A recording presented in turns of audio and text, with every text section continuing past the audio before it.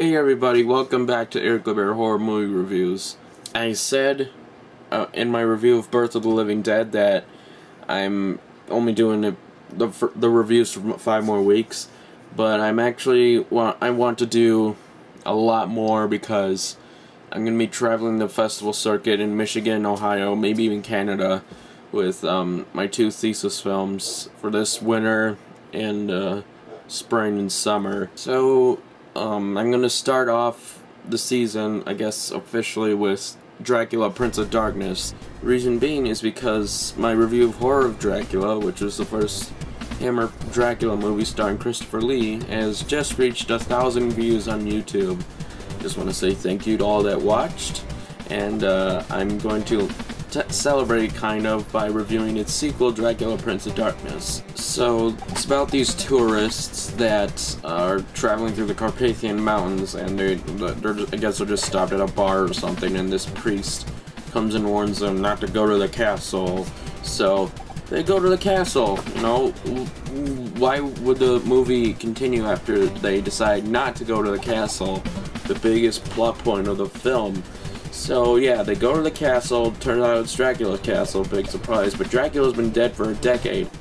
And then he gets resurrected, of course, because, you know, it's a movie. Unfortunately, Peter Cushing is not in this one because he was doing the Frankenstein series for Hammer Films, which is really sad because he's my favorite part of the Dracula movies, and he was freaking fantastic in The Mummy, the Hammer's reboot of The Mummy. He's really, really good, and Christopher Lee's really good as well. Only thing is, he has no dialogue except for some screaming at the end of the film, when he, of course, you know, dies.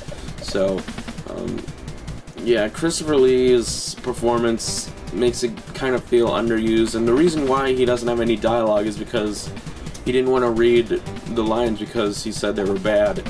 And, you know, I don't blame him, because actors don't like reading bad lines. So, this was something that he continued doing throughout the series. He really didn't like playing Dracula, so...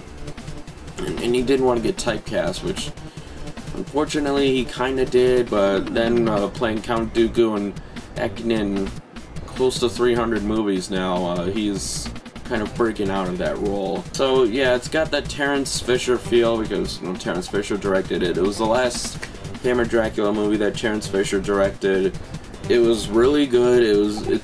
It kept the same tone and feel of the original, and it was very dark, very gothic, for lack of a better term. And the only thing that really bums the movie down for me is the acting. The actors talk like,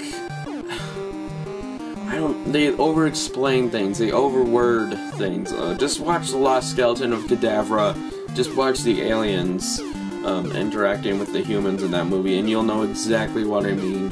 You know, they talk way too formally. They use too much words.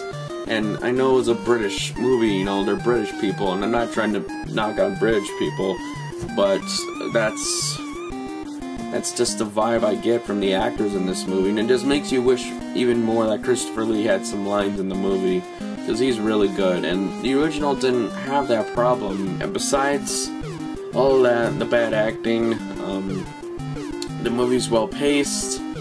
The ending is a bit abrupt, kind of makes you wish for maybe a few more minutes after Dracula inevitably dies, and there's a lot that gets added to the vampire mythology in this movie, like vampires not being able to enter your home or your place of business or whatever without being invited, and being killed by water.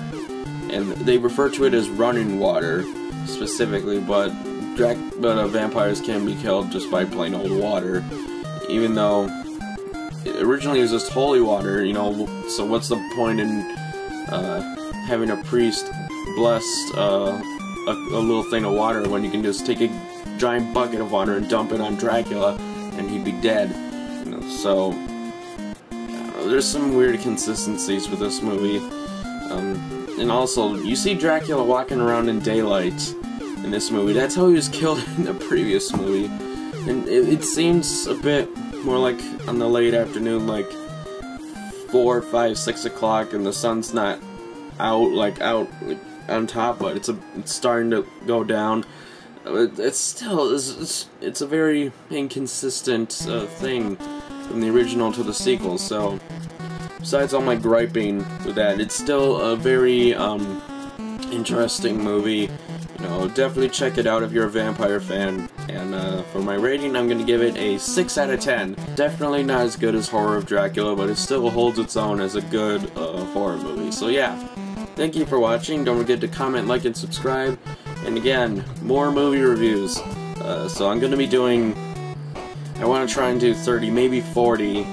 So yeah, that's 40 weeks of movie reviews. So yeah, stay tuned, and I'll see you guys next time.